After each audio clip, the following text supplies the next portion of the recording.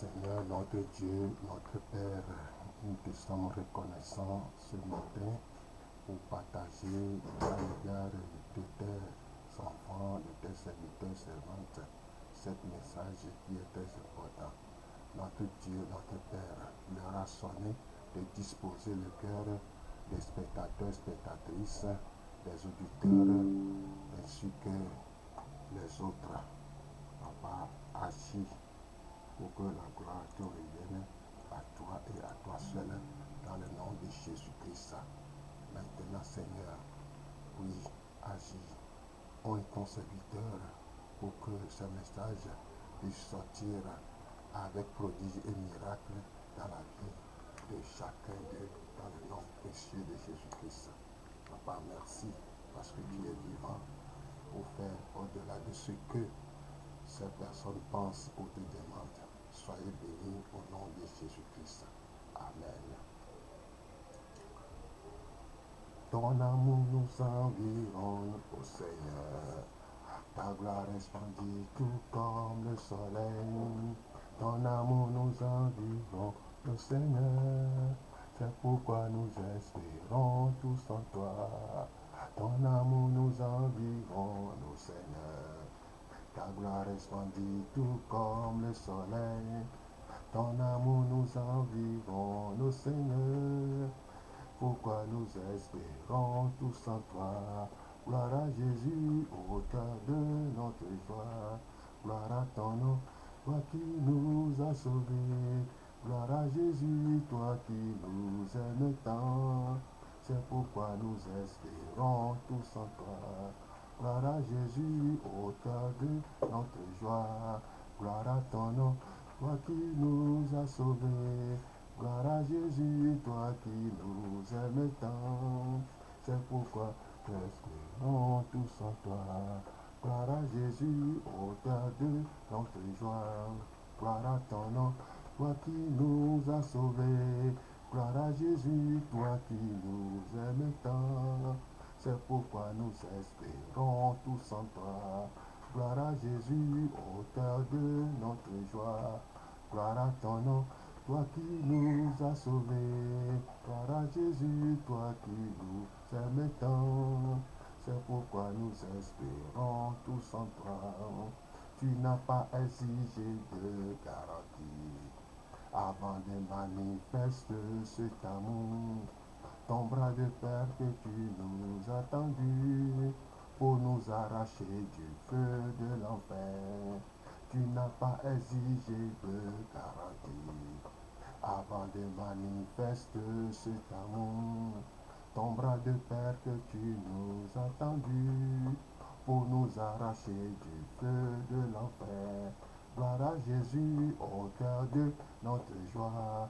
Gloire à ton nom, toi qui nous as sauvés. Gloire à Jésus, toi qui nous aimes tant. C'est pourquoi nous espérons tous en toi. Gloire à Jésus, Père de notre joie. Gloire à ton nom, toi qui nous as sauvés. Gloire à Jésus, toi qui nous aimes tant. C'est pourquoi nous espérons tous en toi. Gloire à Jésus, auteur de notre joie. Gloire à ton nom, toi qui nous as sauvés. Gloire à Jésus, toi qui nous aimes tant. C'est pourquoi nous espérons tous en toi. Merveilleux, merveilleux, Jésus c'est pour moi. Conseiller Dieu puissant, prince de la paix. Il me sauve, il me lave de tous mes péchés. Merveilleux est mon sauveur, mon Dieu, mon roi. Merveilleux, merveilleux, Jésus est pour moi. Conseiller Dieu puissant, prince de la paix. Il me sauve, il me lave de tous mes péchés. Merveilleux est mon sauveur, mon Dieu, mon roi. Je l'aime, c'est pourquoi dans sa grâce, Jésus m'a tant aimé. Pourquoi par son sang il efface ma dette et mon péché. Mais je sais qu'en lui j'ai la vie, il m'a sauvé dans son amour. Regardez par sans même crier. J'attends l'heure de son retour. Mais c'est pourquoi dans sa grâce, Jésus m'a tant aimé. Pourquoi par son sang il efface ma dette et mon péché. Mais je sais quand lui j'ai la vie, il m'a sauvé dans son amour. Et gardé par sa même crie, j'attends l'heure de son retour. Mais je sais quand lui j'ai la vie, il m'a sauvé dans son amour. Et gardé par sa même crie, j'attends l'heure de son retour. Alléluia. Tu es Dieu et ton trône est élevé. Tu es Dieu, notre sacrificateur. Nous voyons ta gloire et ta grandeur. Nous nous prosternons devant ta majesté.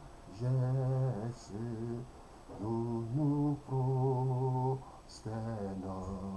devant ta majesté. Tu es Dieu, et ton trône est élevé. Tu es Dieu, notre sacrificateur. Nous voyons ta gloire et ta grandeur. Nous nous prosternons devant ta majesté. Nous nous prosternons devant ta majesté. Seigneur notre Dieu, tu es glorieux. Nous t'adorons et nous t'aimons. Que tes œuvres, Seigneur notre Dieu, tu es glorieux. Nous t'adorons et nous t'aimons. Que tes œuvres proclament ta grandeur. Et tes œuvres proclament ta grandeur. Nous te bénissons, Dieu Tout-Puissant. Tu es vivant et tu reviens. Nous te bénissons, Dieu Tout-Puissant. Ton règne éternel, ton règne éternel. Seigneur notre Dieu, tu es glorieux. Nous t'adorons et nous t'aimons. Et tes œuvres proclament grandeur. Et tes œuvres proclament grandeur. Nous te bénissons, Dieu Tout-Puissant. Tu es vivant et tu reviens. Nous te bénissons, Dieu Tout-Puissant. Ton règne éternel, ton règne éternel. Merci d'un cœur reconnaissant. Merci au Seigneur, toi, parfait. Merci quand tu nous as donné Jésus-Christ, ton Fils. Maintenant, que le faible Jésus fort, que le prodige survit, car Dieu Dieu a fait de grandes choses pour vous. Merci.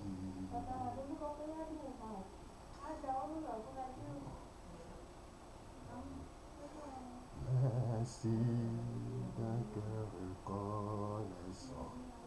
Merci au Seigneur, toi, voici. Merci.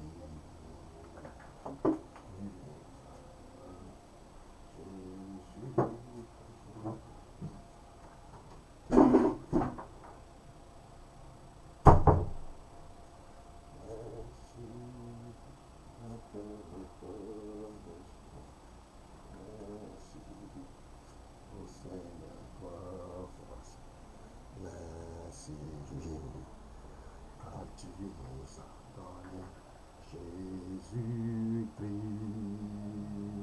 ton Fils. Maintenant, que le faire briller si fort, que le prodige Jésus, car Dieu a fait de grandes choses pour nous. Merci. Oh, que Dieu soit loué. Aujourd'hui, on continue dans le même thème, grand thème qui est l'Église est un hôpital. L'Église est un hôpital et l'Église, pourquoi l'Église est un hôpital? C'est ça qu'on est en train de parler, la guérison intérieure. Parce que l'homme est divisé en deux parties, il y a l'homme intérieur et l'homme extérieur. L'homme extérieur, c'est la chair, le corps. Et l'homme intérieur, c'est l'âme qui a besoin d'être guéri. Parce que on a reçu beaucoup de choses. Et je disais que la nourriture préférée de l'homme intérieur, c'est l'amour inconditionnel de Dieu. L'amour inconditionnel de Dieu, c'est ça qui nourrit l'âme. Mais c'est le contraire qu'on a vu. On a reçu seulement l'amour conditionnel de nos parents et qui ont engendré des blessures émotionnelles. Donc, la guérison intérieure, c'est maintenant qu'on va commencer l'enseignement proprement dit, la guérison intérieure. Introduction. La première intention de Satan, c'est de blesser toute personne dans ce monde. Cette intention devient évidente quand on voit ces blessures lui donnent la place pour faire son travail destructeur dans la vie de l'individu. Les Écritures disent que ces blessures lient la personne, mais le travail de Christ, c'est pour renvoyer libre les opprimés. Luc chapitre 4, verset 18. Luc chapitre 4, verset 18. Les blessures, chaque fois que quelqu'un a reçu des blessures, il est lié à son passé, lié au présent aussi. C'est le passé qui agit sur lui au présent. Donc Jésus est venu pour délier ces personnes pour qu'ils reçoivent la guérison intérieure. On continue. Jésus-Christ qui est le même hier, aujourd'hui et pour toujours est venu pour défaire le travail de l'ennemi. Les enfants innocents qui sont la cible de l'ennemi portent des blessures pendant toute leur vie et ne sont jamais libres pour être à la personne que Dieu a prétendu qu'ils soient. Les craintes, l'insécurité, l'amertume et les rejets passifs et les rejets agressifs sont les évidences de ce travail. L'oppression de l'ennemi reste jusqu'à ce que ces travaux soient révélés et défaits. Alléluia. Nous constatons que dès le ventre déjà, beaucoup de nous, ou chacun de nous, ont commencé à ramasser les pots cassés. Un exemple, papa veut un garçon, maman veut une fille. Si par hasard papa gagne, cet enfant qui restera auprès de sa maman est cuit. Donc, des fois, Satan cible déjà certains enfants dans le ventre, ou quand ils sortent, ils les ciblent encore davantage pour que dans la société qu'ils deviennent nuls, nuls dans la société où les gens anormaux qui n'ont pas à rendre la vie légère ou vivable à chacun dans la société, dans l'église, à l'école, au travail, un peu partout, parce que on va voir les détails. Satan, l'ennemi, cible les gens et rend ses enfants ou ces gens-là malheureux, misérables, à cause des blessures émotionnelles. Mais Jésus, qui était le même hier, aujourd'hui, il est venu pour défaire ces œuvres de l'ennemi. Donc écoutez bien. L'ennemi reste jusqu'à ce que ses travaux soient révélés et défaits. C'est ça. Le corps de Christ est en train de souffrir des blessures de Satan. Les blessures gardent le corps divisé et l'ennemi demeure dans le corps. Les gens qui sont blessés ont de la difficulté à se joindre dans un corps. La crainte et le soupçon les séparent.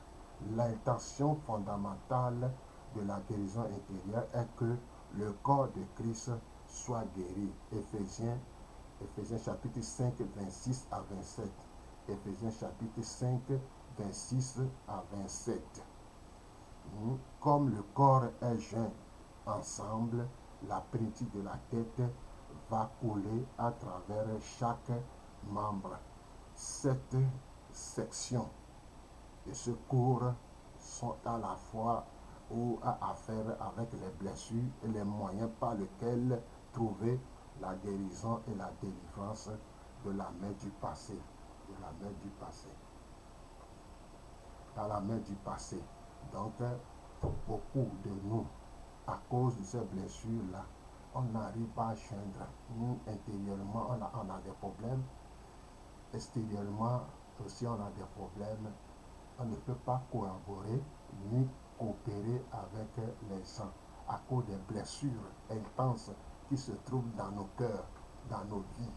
Et tout ça là, c'est l'ennemi qui a commencé. Si nous parcourons la Bible, dans Genèse 3, verset 1 à 16, Dieu a interdit à nos aïeux, Adam et Ève, de ne pas manger l'arbre de connaissance du bien et du mal.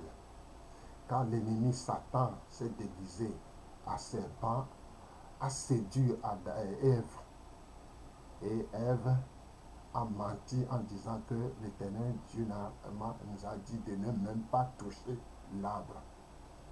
Et quand Satan, l'ennemi, l'a séduit, il a pris le fruit défendu, elle en a mangé et a donné aussi à son mari Adam la complicité. Qu'est-ce que ça engendre maintenant? Les yeux des uns s'ouvrent et ils se voient nus, honte. Et ils commencent à se couvrir. Et c'est ça qui a engendré toutes ces blessures. Quand Dieu d'amour les a appelés, où êtes-vous?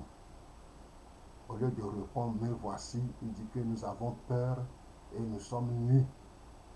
Nous avons peur et nous sommes nus. Voilà la source de nos blessures. D'où viennent les blessures? C'est ça. Nous avons peur. Nous sommes nus. Et Dieu a prononcé la sentence que l'homme va travailler à la sueur de son front avant de manger et la femme avant d'accoucher, elle va souffrir. Et on a dit à Satan, comme tu as fait ceci, tu es maudit. Tu vas désormais manger la poussière. Satan ne mange pas la poussière. Qui sommes la poussière? C'est nous. L'homme et la femme, nous sommes créés par la poussière.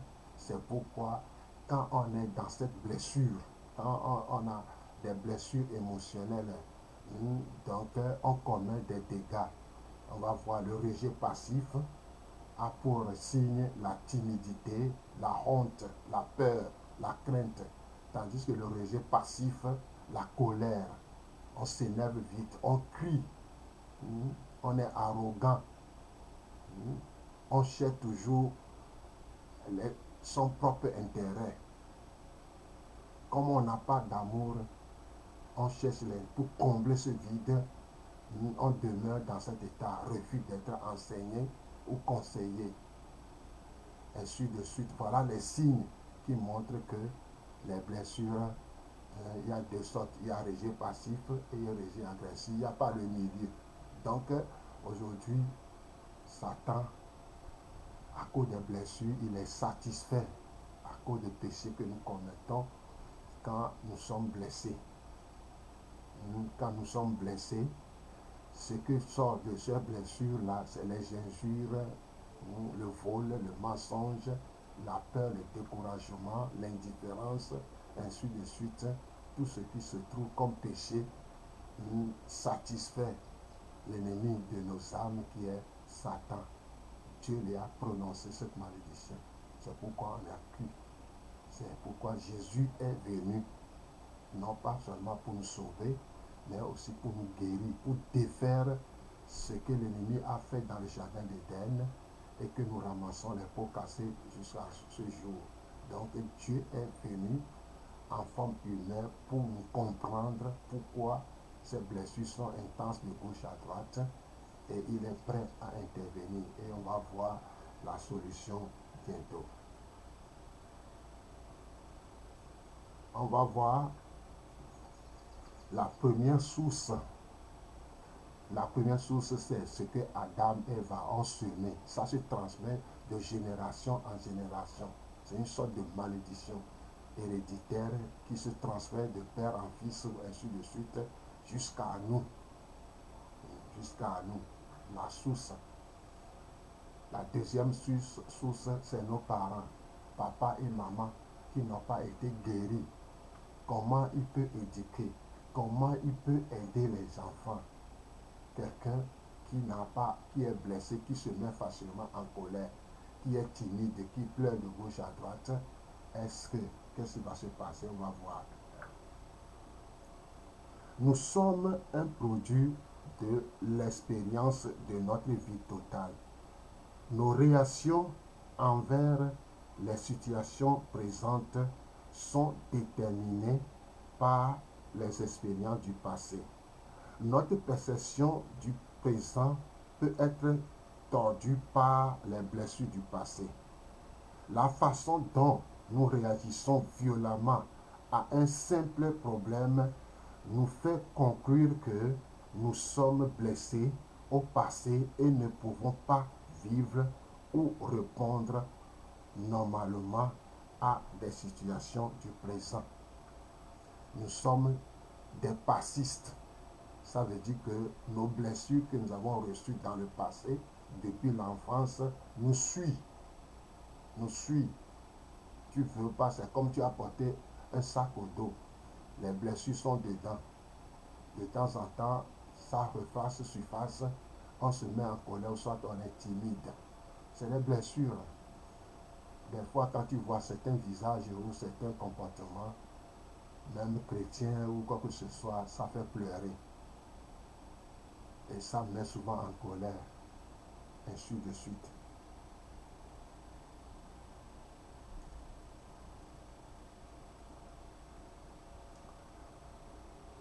Donc je disais que la deuxième source de nos blessures vient de nos parents. Et il y a plusieurs choses qui peuvent causer à notre âme une blessure prolongée.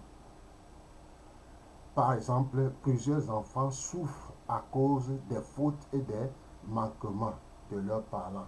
Les Écritures nous disent que les enfants doivent être enseignés et entraînés dans l'amour. Éphésiens chapitre 6, verset 4. Éphésiens chapitre 6, verset 4. Des paroles, des actions injustes, insensées et méchantes peuvent causer de la crainte ou de la colère dans le cœur des enfants. Par exemple, voilà un exemple en détail maintenant. Toi, tu t'es marié et tu gagnes par hasard, tu t'es marié, tu as 3 enfants et tu es dans la location, tu dois payer la location, tu dois nourrir tous ces enfants-là. Qu'est-ce qui va se passer? Les enfants-là vont souffrir de manquement de nourriture. Ils ne peuvent pas être à l'aise. Des fois, tu reviens à la maison bredouille avec en colère, tout ça là, s'énerver. Mais les enfants là, est-ce qu'ils ont demandé que tu les amènes? C'est pourquoi nous devons savoir que tout enfant que Dieu nous a donné, que c'est mal géré et que ces enfants sont remplis de blessures. Aujourd'hui, ça se voit dans la société, dans les rues, dans les marchés, dans les places publiques. On voit tous ces enfants malheureux, misérables, des enfants qui traînent des malédictions, qui sont des innocents, mais ils traînent des malédictions. Pourquoi? Ces blessures les a fait que des fois ils se mettent facilement en colère, ils volent, ils mentent, ils font des choses dans la société. Pourquoi? La source vient des parents qui ne sont pas prêts. Ils ne sont pas prêts. À cause du mariage, à cause de certaines choses, ils veulent fuir la maison et ils se sont mariés dans cette blessure-là. L'homme est blessé, la femme est blessée et les deux sont des blessés de guerre. Et qu'est-ce qui peut s'en sortir d'eux? Et les enfants souffrent au lieu de les éduquer. On va voir là, ainsi de suite. Il y a des dégâts qui se voient aujourd'hui. C'est pourquoi quelqu'un a dit que toute personne qui n'est pas encadrée est un danger public. Toute personne qui n'est pas encadrée, y compris l'amour inconditionnel, il n'y a rien dedans là. C'est un danger public. C'est ça qu'on voit aujourd'hui de gauche à droite. De gauche à droite. Dans la société, dans l'église, au travail, dans les rues. Regardez ce qui se passe souvent dans les rues, dans les marchés, dans les carrefours. Tous ces enfants que nous voyons souvent se promènent à chercher à manger, ou à tromper ou à voler, ou à fumer la marijuana, la drogue, l'alcool. D'autres filles, c'est la prostitution. Qu'est-ce qui prouve? C'est la source, ça vient des parents irresponsables qui ont engendré des enfants qui ne peuvent pas supporter ni les encadrer. On a des problèmes. Donc on continue.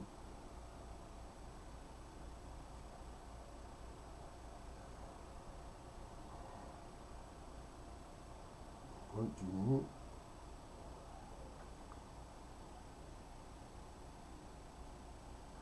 On continue. Tout enfant qui n'a pas été comblé de ses besoins se sent frustré. Il y a les ententes et il y a les besoins et les ententes.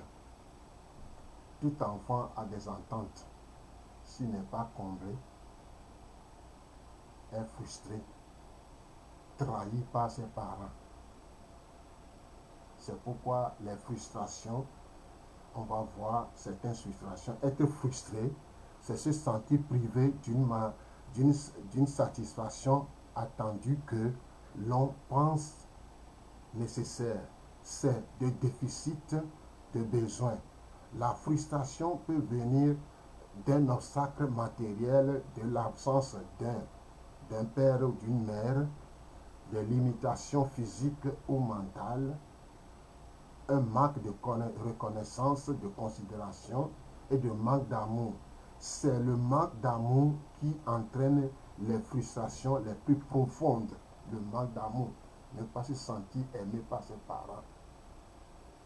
Les parents qui conditionnent leur amour, conditionnent les choses, ça crée à l'intérieur de l'enfant des frustrations. Et des fois, les enfants pensent que mes parents m'ont trahi. Et quelque part, cet enfant a raison. quand on a la responsabilité, quand on est prêt à éduquer les enfants, on peut le faire. Mais si vous n'êtes pas prêt à le faire et que vous engendrez des enfants, et les enfants aujourd'hui souffrent de gauche à droite, vous êtes responsable et vous allez ramasser les pots cassés. Aujourd'hui, qu'est-ce qu'on voit dans la société? Les rebelles, les amertumés, les haineux, les rancuniers et les rancœurs, des gens à problème.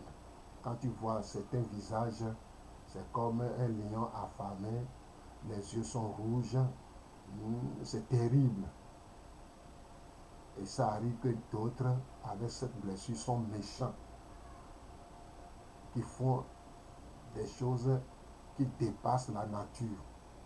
Donc on continue. Les frustrations dans l'enfance, on va voir en 4 parties ce que ça donne, les frustrations dans l'enfance. Un enfant qui est né a des besoins et des attentes. Et si ces besoins et ces attentes ne sont pas accomplis ou réglés, l'enfant se sent déjà blessé, frustré.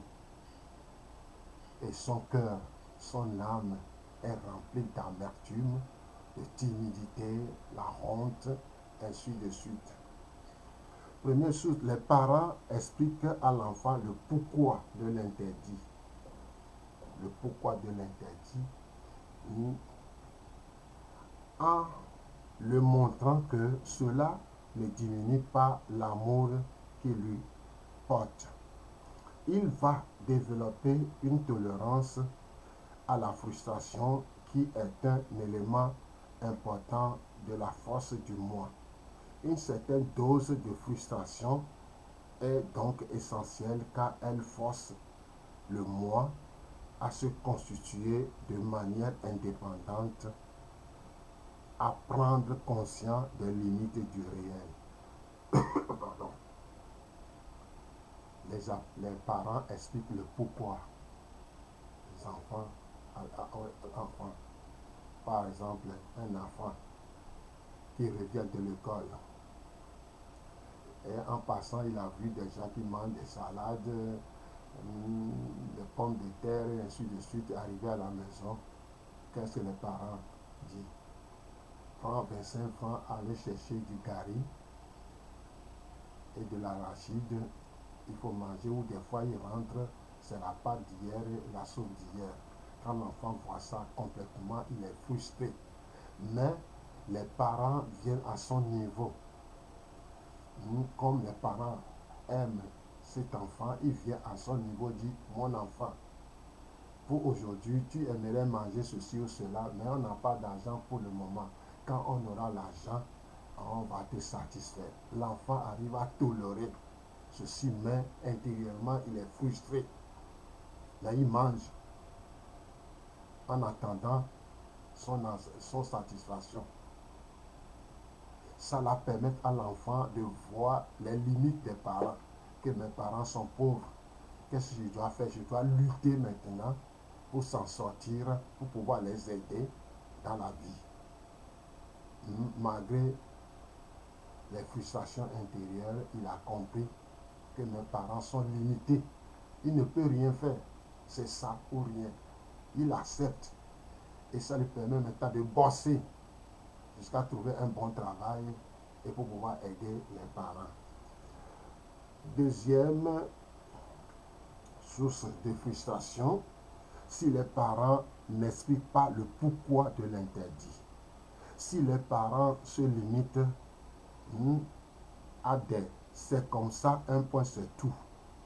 S'ils privent l'enfant de manière excessive, le punissent injustement pour le redresser, celui-ci, pour gérer son conflit intérieur, va réagir en mettant en place des mécanismes de défense. Des mécanismes de défense, pardon. Les parents disent c'est comme ça, un point c'est tout. C'est nous qui t'ont engendré. C'est nous qui t'ont mis au monde. Tu n'as pas à nous donner des ordres. Tout ce que nous avons, c'est ça. Tu dois le manger, tu dois le faire. Tu dois porter ça. Et des fois, l'enfant se fâche. On le tabasse. On le met sur la route. Des fois, on punit cet enfant injustement. Il n'a pas volé. Non, on dit que c'est lui qui a volé. Tout ça là, l'enfant voit que ses parents qui l'ont mis au monde réagissent comme ça. Il est vraiment écœuré. Il est blessé. Il est blessé. Et cet enfant, pour vivre sa vie correctement, va gérer ses conflits intérieurs par le rejet passif et le rejet agressif. Il y a certains enfants, quand ça chauffe comme ça, ils réagissent, ils mordent les parents. Ou quand papa tape, il tape. Ou maman tape, il tape. Ça, c'est la rébellion. Cette blessure a engendré la rébellion dans le cœur de cet enfant. D'autres ne peuvent rien faire, ils commencent à pleurer. Ils rentrent en eux-mêmes, ils s'apitoient sur soi, mais il est triste. Ils posent des questions. Est-ce que vraiment c'est mes parents? C'est ceux-là qui m'ont engendré? Ils posent des millions de questions qui ne trouvent pas la solution. Et c'est pourquoi ces enfants voient la part des choses. Ils sortent de la maison, ils rentrent dans les groupes, dans les marchés, ils commencent à voler pour satisfaire ses besoins. Si aujourd'hui, ces enfants volent de gauche à droite, fument la drogue, boivent de l'alcool, font la prostitution, la responsabilité première, c'est les parents. Tu n'as pas, tu ne peux pas. Pourquoi tu as fait ça? C'est pourquoi beaucoup de parents, je le dis souvent, qu'ils vont aller en enfer. Tu as engendré des enfants et tu n'arrives pas à les supporter, à les nourrir correctement, et tu vantes quelque part que j'ai 2 enfants, 3 enfants, ainsi de suite. C'est grave. C'est grave. Donc, la deuxième partie qui dit que les parents refusent que c'est nous qui t'ont engendré. Un point, c'est tout. Et cet enfant-là, comme il ne trouve pas bien manger, il commence à prendre de l'agile.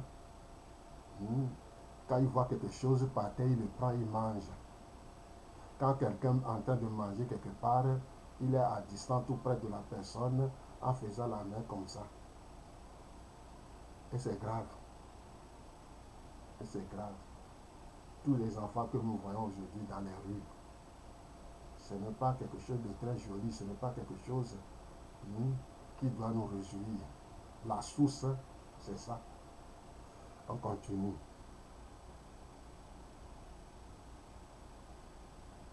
On continue, donc, je disais que tout ça là amène que aujourd'hui on ramasse les pots cassés. C'est terrible aujourd'hui de gérer tout ça là. Donc mes parents, ceux qui sont en train de m'écouter, Dieu peut arranger les choses. Il suffit, d'écouter cet enseignement. Et bientôt, on va entamer aussi qu'est-ce que je dois faire pour être guéri de mes blessures émotionnelles. En troisième partie, lorsque les parents diffèrent constamment la satisfaction du besoin, en accordant un objet de substitution, tétine, doigt, sucrerie, l'enfant, une fois devenu adulte, risque de se consoler de cette déception par des objets de substitution. Certains enfants, c'est pourquoi on dit, lorsque les parents diffèrent constamment les satisfactions du besoin, quand l'enfant commence à pleurer ou comment l'enfant cherche à combler ses besoins, son attente, on le met une tétine dans la bouche, tais-toi et reste là-bas. Ou soit l'enfant même trouve une solution, il commence à sucer ses doigts. Et des fois les parents se fâchent et ça ne va pas. L'enfant continue toujours. Ou d'autres, c'est les sucreries, les bonbons, les biscuits, les jus, tout ça là pour apaiser l'enfant. Quand il se met en colère ou commence à crier ou à pleurer, on le calme avec les sucreries ou tectine, ainsi de suite. C'est une bonne chose, mais ça va engendrer quand cet homme ou cette femme va grandir, il va chercher à combler cette défection par l'alcool, la drogue, la prostitution, le vol. D'autres, c'est le travail. Ils travaillent comme des catapillars. Ils ne se reposent pas. À cause de ça, ils ne se reposent pas. Pourquoi? Parce qu'ils ont dévié la satisfaction. Et quand tu les vois dans les bars, tu vas trouver qu'il y a plein de bouteilles de bière, de quoi que ce soit. Ils sont fiers là-bas. Mais quand ils vont retourner à la maison, le problème est toujours là. C'est des blessures. Ça a commencé depuis l'enfance qu'on n'a pas pu guérir. En quatrième, lorsque les parents satisfont trop le besoin de l'enfant. Lorsque les parents satisfont trop le besoin de l'enfant, si l'enfant est satisfait, il ressent du bonheur, tandis que l'absence totale de la frustration produit des enfants gâtés qui auront plus tard un moi anormal, perturbé, générateur d'une existence malheureuse. Alléluia. C'est pas facile, c'est pas quand l'enfant est trop satisfait, gâté, ça va perturber tôt ou tard sa vie dans la société. Par exemple, un parent qui est riche, qui éduque ses enfants correctement, si par hasard il est mort, il n'y a pas d'argent, ces enfants vont devenir quoi dans la société? J'ai collaboré avec une fille, il m'a dit que son papa est riche et sa maman est pauvre. Sa maman disait toujours à son mari, ce que tu es en train de faire n'est pas normal. Il est en train de gâter, tu es en train de gâter l'enfant. Tu es en train de gâter l'enfant. Il continue toujours. À l'âge de 8 ans, voilà que son papa est mort, est décédé. Avec tout ce que son papa a engendré dans sa vie, il va rester auprès de qui? Sa tante ou ses oncles, pas question. On l'a retourné chez sa maman qui a quitté, avant que les dégâts n'arrivent, à quitter la maison pour aller se réfugier dans sa famille. Voilà qu'on amène encore cette fille-là dans sa maison. Elle a donné les règlements intérieurs, qu'ici il n'a pas d'argent. Qu'est-ce que l'enfant a fait? Chaque jour, c'est des pleurs sur des pleurs, de telle manière qu'un beau jour, malgré qu'il a fréquenté, elle a appris un métier, il n'arrive pas toujours. Il n'arrive pas toujours, c'est des pleurs. Jusqu'à ce que pour se marier aussi, c'est difficile pour lui. Il ne peut plus se marier. Elle a tout fait parce que son âme est trop rassasiée. Qui va rassasier son âme maintenant? C'est Dieu. Mais un homme ne peut pas le faire. C'est pourquoi elle a eu chaud. Jusqu'à ce que, qu'est-ce qu'elle va devenir dans la société? C'est une belle fille. Elle est noire, brillante, correctement. Mais quand elle s'approche des hommes, avec sa manière là, les hommes prennent la tangente et la laissent. Voilà, des dégâts. Et ça, là, comme l'enfant n'a jamais connu la frustration, quel sera son comportement ou ses comportements dans la société, à l'église comme au travail, un peu partout. Et c'est très dangereux. C'est pourquoi on dit que l'âme de cet enfant ou de cet enfant est vraiment brisée, perturbée et générateur de quoi? Générateur d'une existence malheureuse. Il y en a plein qui ne peut pas se marier. Avec ses gros yeux, ce qu'elle va commencer à demander à l'homme, je veux iPhone Pro Max, ceci et cela, parce que son papa l'a gâté. Et voilà que papa maintenant est pauvre, il n'y en a rien. Cette fille ou ce garçon-là, ça va chauffer. Et ça n'arrange personne. Les frustrations à l'âge adulte, elles sont souvent la continuation d'insatisfaction de l'enfance qui n'a pu être intégrée, mais elles surviennent aussi à l'âge adulte. Beaucoup de gens viennent chercher la guérison intérieure souffrant de dysfonctionnements créés par des manques dont les plus graves sont les carences d'amour de la part du père ou de la mère, haine, refoulement complexe. Une personne dont les besoins sont insatisfaits est en manque. Poussée par ce que l'on appelle une motivation déficit, elle peut construire une stratégie du remplacement de substitution, alcool, drogue, sexualité débridée, boulimie, excès de travail. Voilà ce qu'on voit. Elle réagira en fonction de son scénario et de la manière dont elle a vu son papa ou sa maman gérer eux-mêmes leurs frustrations. Par exemple, un garçon qui a vu son père se mettre en colère chaque fois qu'il est frustré reproduira la même attitude une fois adulte à l'égard de son épouse, vice versa. Vice versa. Donc, si un adulte aujourd'hui se met facilement en colère, qui agit tout ça là, qui est triste et ainsi de suite, parce qu'il a vu beaucoup de choses chez ses parents, quand ils sont frustrés, ça chauffe. Ça chauffe. C'est pourquoi, quand on a le déficit de motivation, d'amour, ça engendre beaucoup de choses. On est cuit.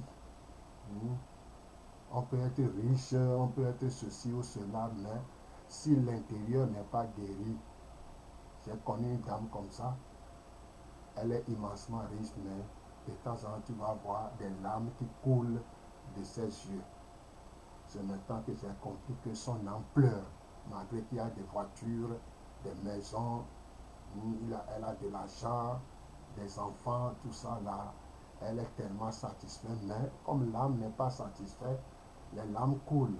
Ça se voit aujourd'hui un peu partout. On continue. Une autre source qui vient toujours de nos parents, l'abus physique. Certains parents sont très sévères et critiques. Ils ne louent jamais ni encouragent leurs enfants. Certains ont même recours à l'abus physique et à des coups corporels. Dans cette situation, ce n'est pas seulement le corps qui souffre, mais c'est l'âme, personnalité et les émotions qui reçoivent des coups et est sérieusement endommagée. Ces blessures cicatrices internes sont souvent transportées dans leur vie adulte. Certains ont reçu des coups, on les a mis à genoux, on les a ligotés, on les a privés de nourriture, ils ont fait ceci ou cela. Ils pensent éduquer, mais au fond, c'est l'âme qui est endommagée. D'autres, on les a mis, sur des pierres, à genoux sur des pierres. D'autres, on les a ligotés et on les a tabassés correctement, soi-disant éduqués. Qu'est-ce que cet enfant va devenir plus tard? D'autres, on les a privés de nourriture. Aujourd'hui, là, tu ne vas pas manger. Et on le pousse, cet enfant, à faire quoi? À voler, à mentir. C'est pourquoi être parent, c'est pas facile. Si tu n'as pas cette responsabilité, vaut mieux abstenir le mariage ou d'enfanter. Et c'est grave. Et ce n'est pas chouette. On continue. La source L'abus émotionnel, les blessures invisibles causées par des parents qui sont trop critiques sont souvent pires que les blessures de l'abus physique. Elles blessent l'âme. Ceux qui ont été blessés de cette manière grandissent et deviennent des adultes avec beaucoup de problèmes émotionnels. Ces problèmes affectent leurs relations avec d'autres personnes dans la famille, à l'école, au travail et même à l'église. Alors plusieurs enfants souffrent d'une basse estime personnelle. Ils ne pensent pas qu'ils peuvent réussir dans quoi que ce soit. Ils ont peur de se charger d'autres responsabilités ou même de se préparer pour une meilleure position dans la vie. Ils ont été si souvent abaissés ou critiqués qu'ils ont perdu tout espoir. Ils vivent sous un nuage de doutes personnels et d'insécurité. Nous sommes tous sujets à de tels sentiments de temps à autre. Cependant, certains individus ont été tellement blessés qu'ils ne peuvent pas vivre une vie normale. Voilà les sources.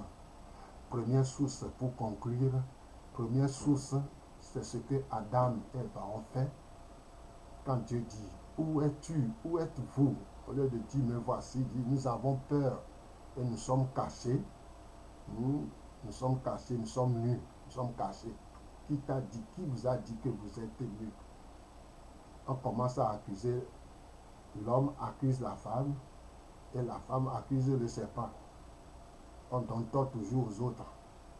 Quand on a créé nos problèmes, notre propre problème, on cherche les boucs émissaires. C'est ça qui a engendré la deuxième source de blessures émotionnelles, les parents. Donc ceux qui m'entendent, il ne faut pas les accuser. Il ne faut pas accuser les parents, il ne faut pas les accuser parce qu'ils ne sont pas guéris. Quelqu'un qui n'est pas guéri va transmettre toujours héréditairement ses blessures de génération en génération. C'est ça que l'on voit aujourd'hui dans la société. Et tout ça là, le manque d'amour, les conséquences du manque d'amour, c'est ça qui a engendré aujourd'hui des rejets passifs et rejets agressifs. On va voir prochainement les mécanismes, les deux mécanismes de défense que l'enfant va engendrer depuis son enfance. Et qu'est-ce que ça va donner dans sa vie adulte?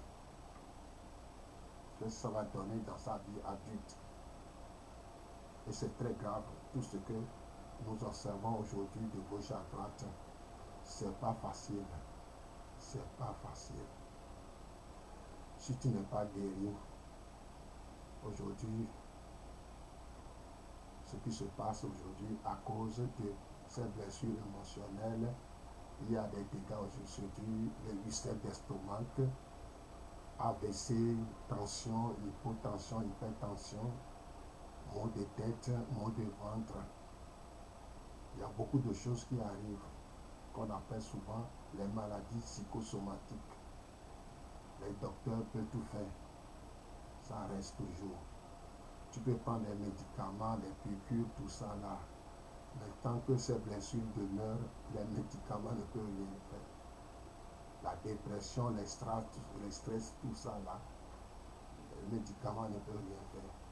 Tu as besoin de la guérison intérieure. C'est pourquoi dans la vie, nous avons deux sortes de combats à livrer. Il y a les combats spirituels et il y a les combats psychologiques. Le combat spirituel, on entend ça dans l'église, se lever contre les démons, et ainsi de suite. Mais les combats psychologiques, il y a certains propos, si on t'entend ou on prononce ça là, tu vas tomber évanoui. Tu n'es pas préparé. Donc c'est pourquoi l'église est un hôpital. C'est ça, l'église doit préparer. Par exemple, l'église est une armée. Ça, c'est le côté combat spirituel. L'église est un hôpital, c'est le combat psychologique. se préparer. Quand tu entends quelque chose, quand tu es guéri, ça ne va pas te piquer, ça ne va pas te donner des crises de gauche à droite. Tu vas sortir la tête haute. On te dit des bêtises, on t'insulte. Comme tu es guéri, c'est comme de l'eau glacée sur ton âme. L'âme est guérie.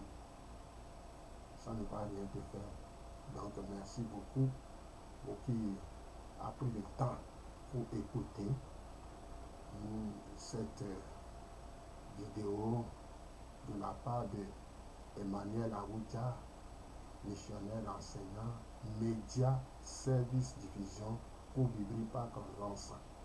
Donc mes contacts s'affichent sur l'écran. Donc si vous voulez comprendre encore, vous m'appelez. Ces deux numéros sont sur WhatsApp. Les numéros sur Telegram. Donc vous m'écrivez, vous me parlez, m'appelez et ensemble on saura quoi faire.